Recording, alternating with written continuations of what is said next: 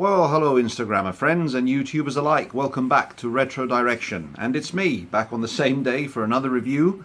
As promised, this is a review of a monstrous PlayStation game released on the 29th of September 1995. We're talking of Wipeout. And we're going to jump straight into the game just to show you how brilliant it was. It still is, actually. I can tell you something, it's still good to this very day. I still play it and I'm still left in awe. Okay, let's have a look then. Right, so basically, now I remember that day, the 29th of September in 1995, I sort of watched in awe as, well, Psygnosis and then ultimately Sony released their latest monster onto the PlayStation, Wipeout.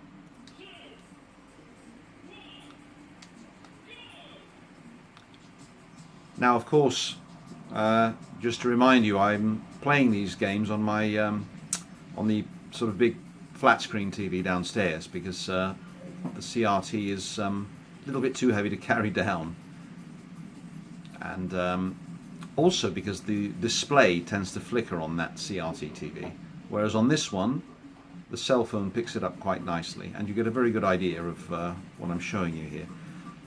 Now, first of all, let's talk about good old Wipeout. Now, yeah, I'm saying that as though no one's heard of it. I'm sure that all of you watching are thinking, ah, what nostalgia. Look at that. What a classic game. I remember playing that. I was just a teenager, or a 20-something, or however old you were back in the day. I was a 20-something. But basically what we have here is futuristic anti-gravity racing. You've got these hovering vehicles that race against each other, sometimes set in the future, in the distant future, or maybe not even so distant. Right, now first of all, this game was extremely stylish. Now you can tell by the particular design of the graphics. They were actually brought to life by the Designers Republic back in the time, and they were aimed at the nightclub scene, they were aimed at the techno dance music scene, they were sort of aimed at the cool scene, you could say. And in fact, anyone who owned a PlayStation could quite easily be classed as, you know, a cool dude owning such a game, because it shows off what your PlayStation could do at the time. And as you can see, the frame rate is very, very smooth. It's a rock solid 30 frames a second here. There isn't any slowdown to speak of. I've never encountered any in all the years that I've owned it, all the years that I've played it. And so basically, it's quite a tough game. It's not easy at all. Now, when this first came out, it received incredible reception, always and only positive reviews, because how can you not like a game like this, a game that looks and plays so beautifully. Now, going back to the play so beautifully bit, it is unfortunately very hard. It's hard to control, and it's also very hard to master.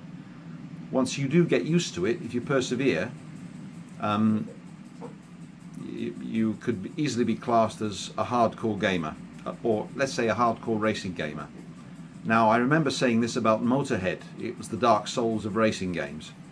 This one is even more so, because despite the high difficulty in its handling, it is doable. It is possible to actually master it. It is possible to get very good at it, like I clearly am not. But once you do, and you master the use of the air brakes, when to use them. Now, each sort of trigger button applies to the respective air brake. So obviously L2 is the left-hand air brake. As you can see, the craft is leaning more to the left, and R2 is the right one, where the craft leans more to the right. Now, you use those when you take sharp bends. And now there's a big icon, a green icon in the middle of the screen. That's one of the many here. Now, there are weapons in this game, but the first Wipeout introduced weaponry that wasn't used to, let's say, destroy opponents. It was used mainly to stun them.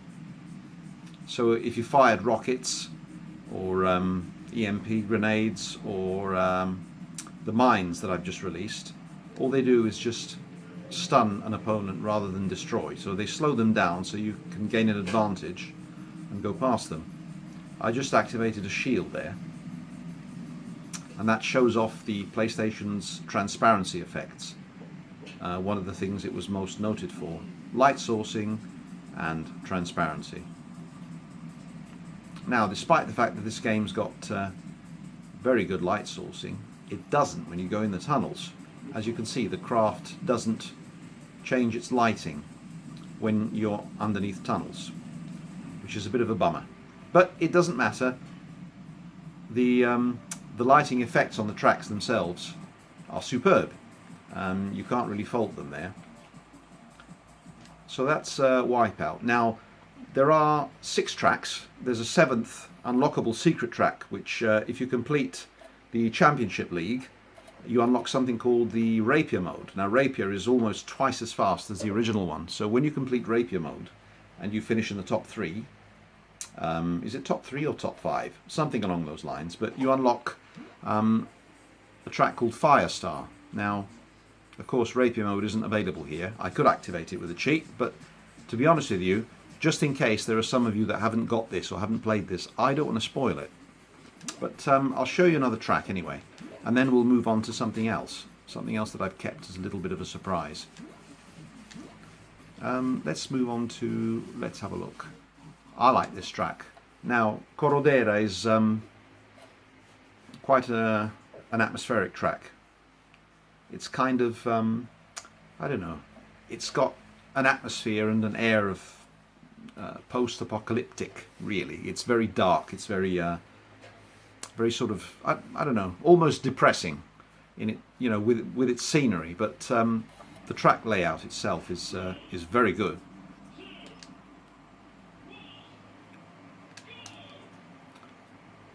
And so besides the incredible stylish graphics, the other thing that's really worth talking about, definitely, and you know how I've always said that music goes a very large way toward making a game. The music in this game is utterly superb. And you know what? I'm going to turn it up. Let's turn it up. There you go. Hopefully you should still hear me rabbiting on in the background. So the sound effects are quite superb. So we've got music from the Chemical Brothers, Orbital, and the other name that I've forgotten, which is the in-house developer. Left Field is another one. So those musicians were brought in to sort of compose the soundtrack for this game, which is all techno. Now it's kind of techno-futuristic.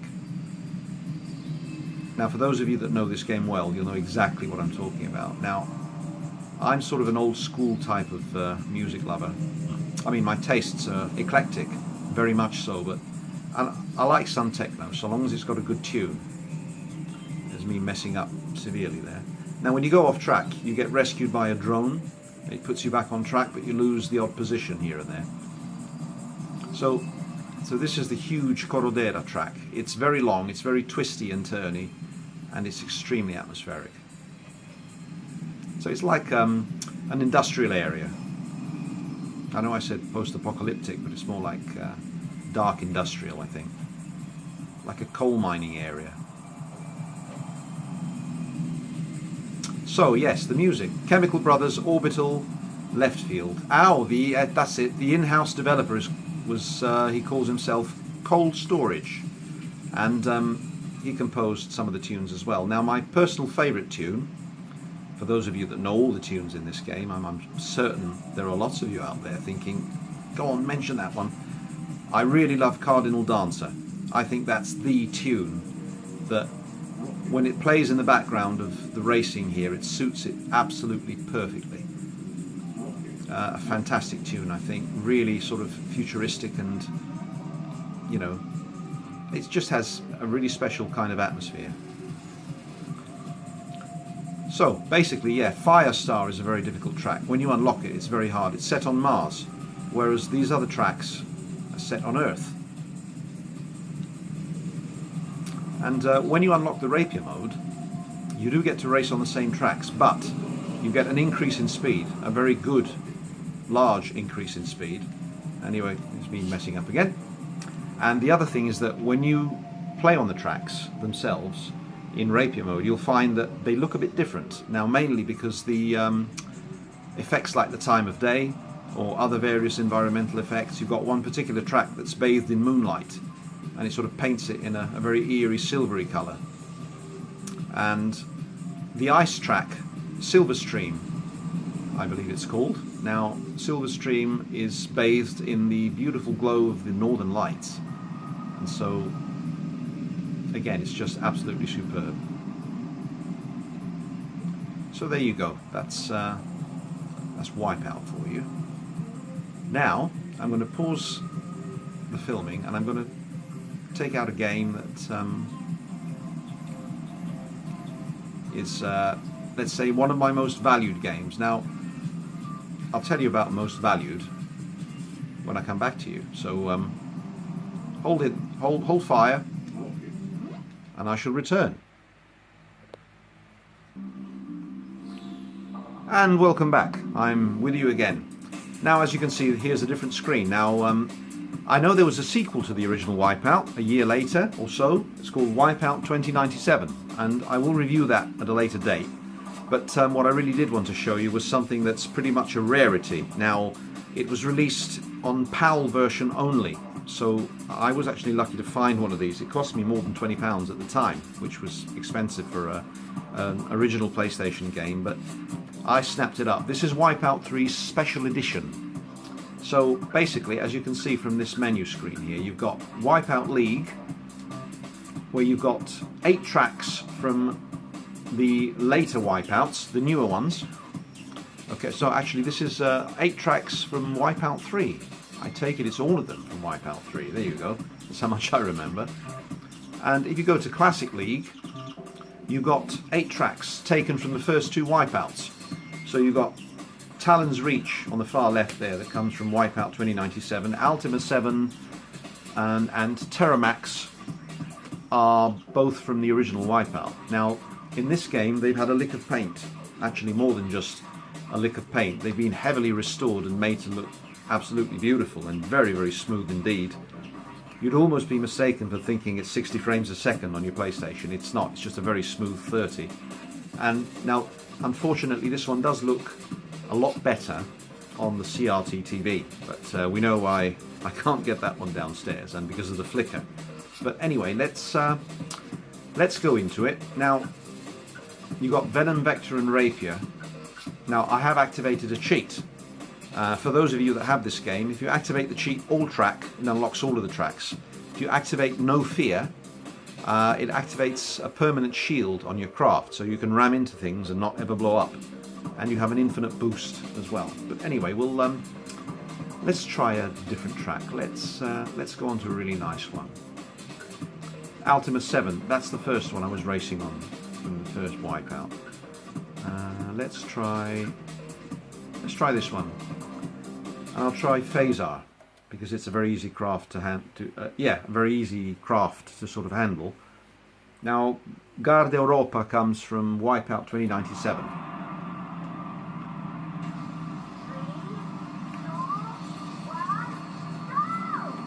And there you have it. Look at that.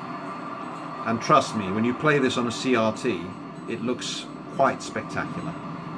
It's really, really good.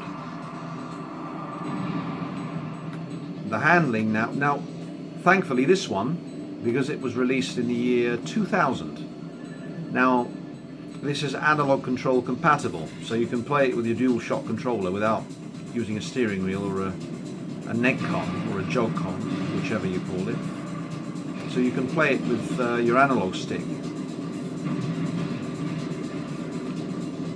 Now, R1 gives you a boost where you just increase in speed and you sort of move like lightning and they can't catch you up. Without the cheat, the boost is limited, so you run out of it. With the cheat on, I can boost as long as I want. Actually, it's not working because I've activated the all track cheat, so scrap that last sentence. But Anyway, I think the cheats work one at a time. So if you activate No Fear, you have the infinite boost and you can't be blown up. Now, of course, like I mentioned earlier, in subsequent wipeouts, the weapons were designed to destroy the opponent, not just stun you. So you can easily, with repeated use of special weapons, depending on which one, you can actually destroy your opponent. There's one particular, like a smart bomb. It only has one direction. It's not a homing one, so you've got to really hit your opponent head on, and you've got to hope he doesn't move out the way. But when it connects, it's instant destruction.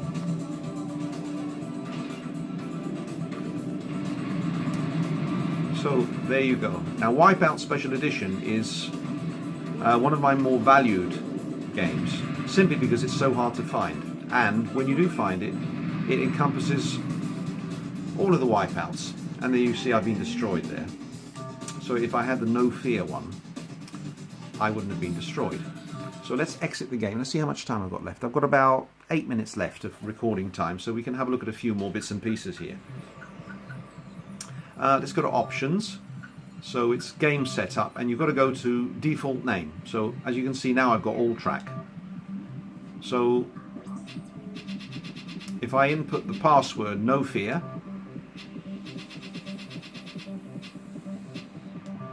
there you go.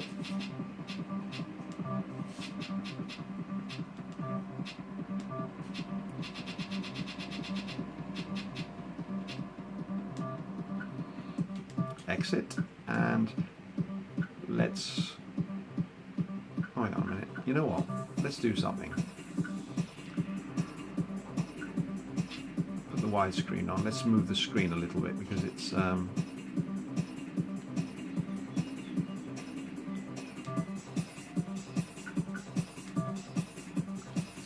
so let's go back to the race now. Let's choose another track. Let's choose one of the newer ones. Let's see, let's go to Vector, because it's not... Now, I don't know why they've got some Italian names here. Look, Stanza, Inter. Stanza means room in Italian. Inter, as you know, is the name of the football team. Now, I'm not a great footballer, so scrap that one. Let's do Mega Mall. Let's stick to Phasar, because of ease of handling. So, one of my most valued possessions, this one, because not only is it difficult to find, but it encompasses pretty much all of the Wipeouts in this new graphical style. There you are. There's the boost. As you can see, it makes you go very fast, and you can't be destroyed. Now, the graphics are truly a sight to behold. They're incredibly smooth. There is light sourcing here on the craft as well when it goes beneath tunnels, so you've got that improvement, as you can see. The music is, again, quite superb, with pretty much the same musicians as before, with a few more added on for good measure. And the handling is very nice. The difficulty has been, I wouldn't say toned down, but let's say adjusted. So the game is more challenging rather than like really hard, like the original game. And mentioning from the let's say most valued possessions. Now, us retro gamers, well, at least I should speak for myself, that when a game is one of my more valued possessions, it doesn't mean financial. Even if the game is worth a hell of a lot of money, I mean, we won't sell it unless we really have to. At least I won't. But to me, it's valuable because I love playing it. And the thing with my retro gaming is that I usually collect games that I'm going to play extensively. On occasion, you'll find me buying some that I don't like, just because they're so popular. Now, for example, I got Final Fantasy 7 and 8. Now, I don't like turn-based games, and I was never good at the Final Fantasy. I tried the 7, but I gave up after a while. But they're on the shelf because they're so popular. People love them. And yes, they are fantastic. But anyway, Wipeout 3 Special Edition is very, very worth hunting down, because it just plays so brilliantly, and you've got a lot of game in here for you. There's, well, in total, with the, you've got 16 tracks, which is really good. and then you've got different craft that you can unlock. You've got a lot of cheats. Now you can find the rest of them on GameFAQs, which is where I get most of my cheats from, if not all of them. I go onto GameFAQs and you always find cheats on there. And so you can try them with the different cheats and see, you know, what they're like, try them for fun.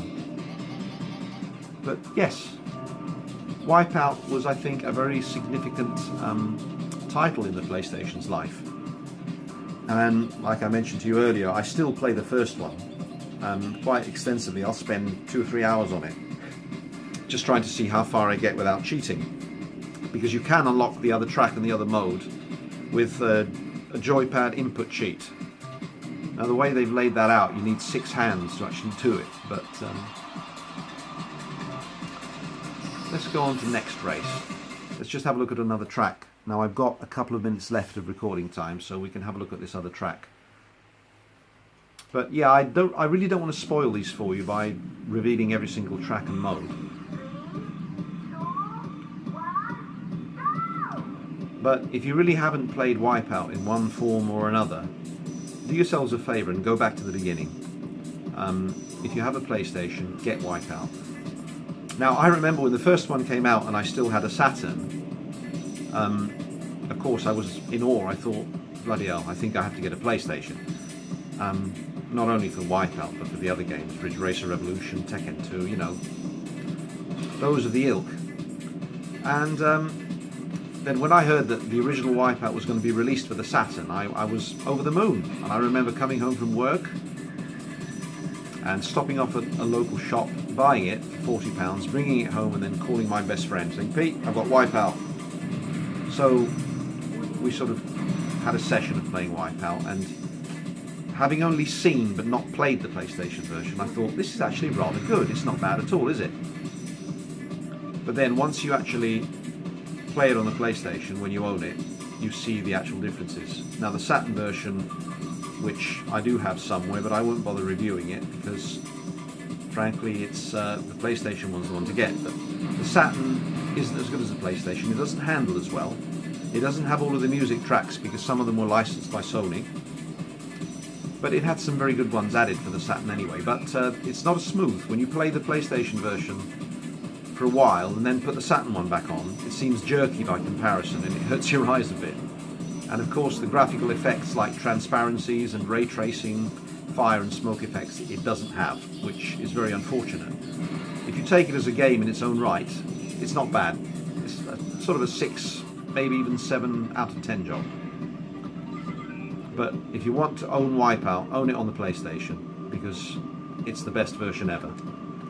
And that brings me to the end of my recording session here. So now I hope you've enjoyed these reviews. And now the next game I'm going to be reviewing, we're going to be having a look at Tekken 3, because I've reviewed Tekken 1 and 2, but we haven't looked at Tekken 3 yet. So we'll be having a look at that.